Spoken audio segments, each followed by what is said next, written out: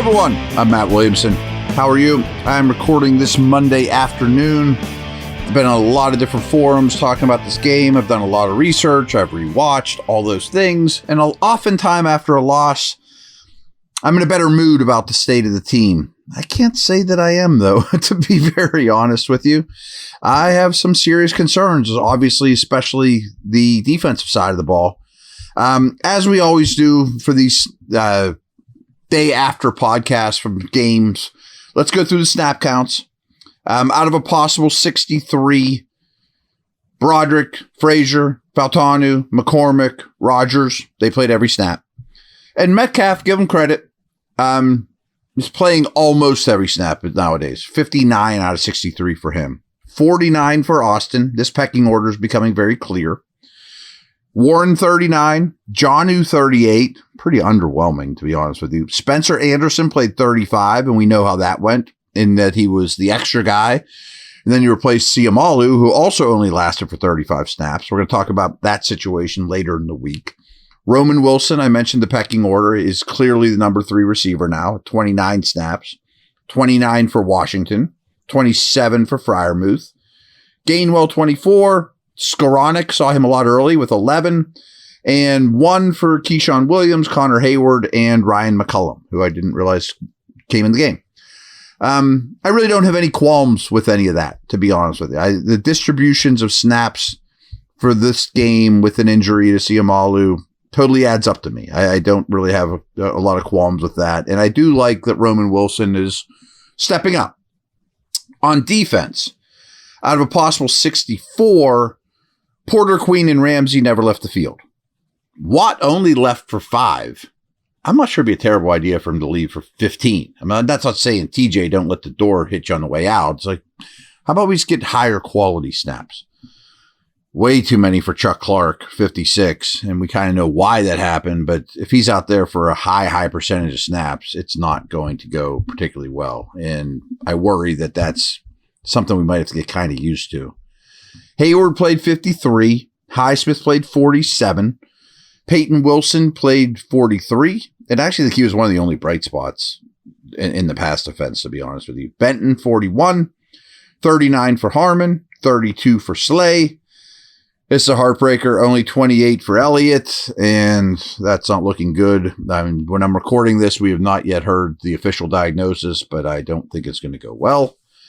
Thornhill, 27. And it sure feels like he's going backwards. I don't know what's going on with this guy, but he seems to be getting worse by the day. 24 for Herbig. I still have a problem with that. I need him at least around 50 to 60%, not 24 out of 63. Holcomb with 21. Black played 15. Peppers played 13. I don't know what to do with him either. Eccles only 9. I'm a little shocked that that's so low. 2 for Sawyer. 1 for Edamunmo, and only 1 for Ukele before he got injured, and he's out for the year. You guys know he's one of my favorite deeper players down the list, and he's going to be missed a little bit, to say the least.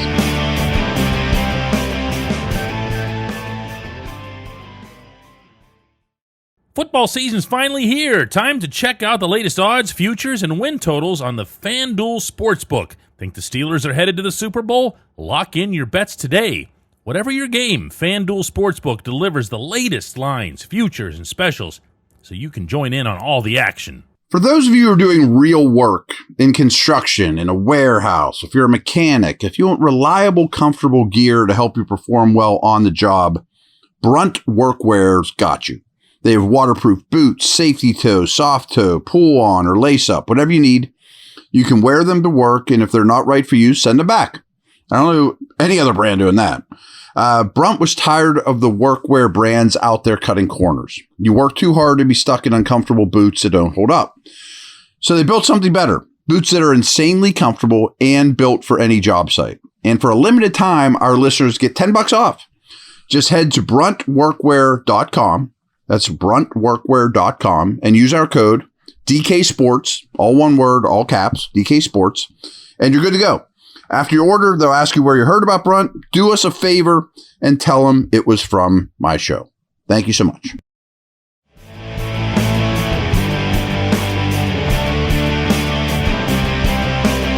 As I often do, I've got all kinds of observations and stats. We'll start with some stat stuff, some advanced stat stuff. Hopefully, these aren't over your heads. I often talk about EPA per play, though.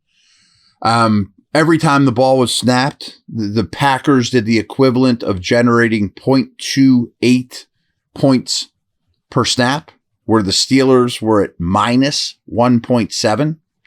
It's a pretty big discrepancy, more than you'd even think, but it's a pretty big discrepancy. I harped on a stat last week that the Steelers were last in the league in yards allowed per drive. Didn't get any better in this game. They allowed 36.1 while they only generated 23.3. Red zone possessions. The Packers had 5 and ran 14 plays in the red zone. Steelers only have 1 red zone possession, only ran 3 plays in the red zone. Oh. Rushing yards before contact. This is promising, though. 3.1 for the Steelers before contact. That's good work. Packers were at 1.6. No arguments there. That was really, really good.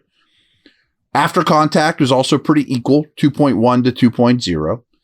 Explosive runs, each team had 2. Tackles for loss on runs, the Steelers had 0. Again, no splash on defense. But the Packers only had 2. This is maybe the most disheartening stat that I've uncovered in quite a while about the Steelers. And there is a stat called adjusted completion percentage. And why it's adjusted is if the quarterback spikes the ball or throws it out of bounds on purpose, or if it gets batted at the line of scrimmage, they don't count that against the quarterback. Now, they don't count it as a completion, but it's adjusted because ball came out of my hands. It was intended for a receiver. I tried to complete it. What percentage of those throws were actually completed? Take a guess. Try Jordan Love. 91%. 9 out of 10 times he intended to complete a pass, he did. I've made the joke all day today. I mean, the Steelers are just handing out easy completions like it's Halloween candy. Who wants one? Here, take an extra Snickers bar. Take a whatchamacallit, whatever. Want an easy completion? You're the defense to call up. And as usual, or as starting to become usual, the average depth of target against this defense is very short, and the ball's coming out quick. They only targeted downfield 5.9 yards, where the Steelers are stretching it a little bit more to 7.5. It used to be the total opposite. I don't have a problem with the Steelers stretching it a little bit more, but it's very obvious how teams are attacking you and you're not adjusting. Yards after catch, 96 for the Steelers. That's pretty good. If that's pretty good, how bad is 246 yards allowed after the catch from the Steelers defense? Hideous. Explosive passes. Steelers had 3. They gave up 8. Unblocked pressures. The Steelers created 4. They didn't quite get home. There was a lot of that again in this game. Some of that's bad luck. Bringing pressures. They're coming unblocked. Love gets hit when he throws or barely gets it out. It's happened. Steelers did not allow an unblocked pressure. Steelers hit their quarterback 5 times. Rodgers was only hit once. But these things should happen when you blitz more. Steelers blitzed 46% of dropbacks. We think the Packers blitzed 10% of dropbacks. So you better. And here's the thing. You're blitzing heavy, but the ball came out of Love's hands in 2.64 seconds, where the ball came out of Rodgers' hands, despite not being blitzed that much, at 2.84 seconds. Meant to bring this up yesterday, and you can't ignore it either. The Packers were 1 for 1 on 2-point conversions. Fine, not that big a deal. The Steelers were 0 for 2. That's 4 points you left on the field, too. That's not the same as like missing a field goal or counting as a turnover, but let's not, when you try for 2, you at least need to recognize those numbers as well, and they were 0 for 2. Here's another thing that was really bad in this game for the Steelers, or really good if you want to talk about it from the Packers' perspective. They were exceptional on early downs, first and second down. They were in the 91st percentile on first and second downs. They often gained a first down after 2 downs or after 1 down. They just on a per drop back basis, they were in the 96th percentile. They were also in the 97th percentile, not taking negative plays. Middle of the field passing against the Steelers, 89th percentile. So Packers passing game was great. Not taking negative plays was great. Attacking the middle field was great. Early down stuff was really great. How about the Steelers offense? They were in 29th percentile in overall success rate and the 21st percentile in early down offense. It's a tough way to live, man. You can't get behind the chains the way this offense is built. EPA per dropback, they were only 22nd percentile. Pretty rough. How about these numbers? I mentioned the early down stuff. On first and second downs, you might want to hold on to your hat here for a little bit because you're not going to like it. First and second downs. Love was 24 of 26 for 223 yards, 2 touchdowns, completed 92% of his passes on first and second downs, and 40% of his dropbacks went for a first down or touchdown. They had a 65% success rate on early downs passing, Love, and a 20% explosive pass rate on these two. So they weren't all dinks and dunks. They created explosives, utterly dominated on early downs. Love played a really good game. You know, we're heading into Monday Football. You're probably listening to this after that. But he's only behind Stroud for best EPA of week 8 amongst quarterbacks. And not only is Kraft number 1 amongst all tight ends, but he's first among every pass catcher in the league by a wide margin. He was awesome. Second half, Love was 16 of 19 for 214 and a pair of touchdowns. I mean, Green Bay followed, the 3 straight touchdown drives out of the intermission, and then they followed it up with 2 more field goal drives. I mean, they never had a drive of consequence that mattered in the second half that didn't result in points. He was also great against the blitz. He was 12 of 17 for 211 and all 3 of his touchdowns. And he had the 3rd most yards in this game against the blitz by any quarterback this season. Man, I mean, you have to reevaluate how you're playing defense. Back to Kraft. 131 yards after the catch. That's the 3rd best in the next generation era, which is 216 on amongst tight ends. 3rd best ever since 2016 after the catch. And yards per route run.